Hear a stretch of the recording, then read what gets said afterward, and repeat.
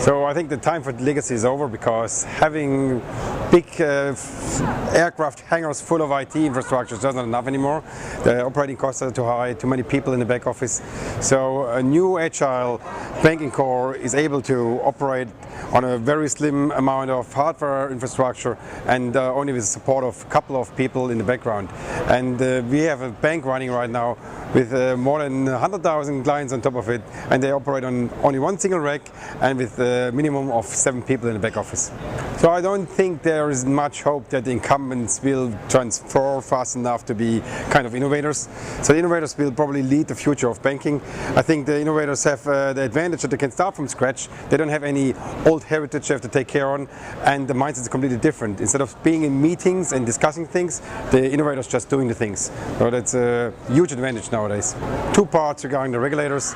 Regulators like to understand that their data is in secure hands. Traditional banks have a complex IT infrastructure, so it's difficult to get reliable data for the regulators out of there, while our fintech solutions in Mbanq are based on a single platform, a single point of truth underneath, so it's very easy that you destruct and believe the data underneath. Second point is that there are regulators right now which are working close together with the fintechs, so they will drive the future of the banking economy, while the regulators which are sticking to the governmental rules and administrative layer, they probably will be a little bit behind the innovations. So there's a lot of game changing happening right now already. I think just the simplicity of banking makes one of the parts. I think young people today do hard if you ask them, can you describe a mortgage, what are the parameters of a mortgage, while in the future probably they just want to buy a house, don't even know and understand what's going on underneath banking. So it's more important to understand the financial service itself is providing a vehicle to make transactions possible. What happens in the background doesn't matter.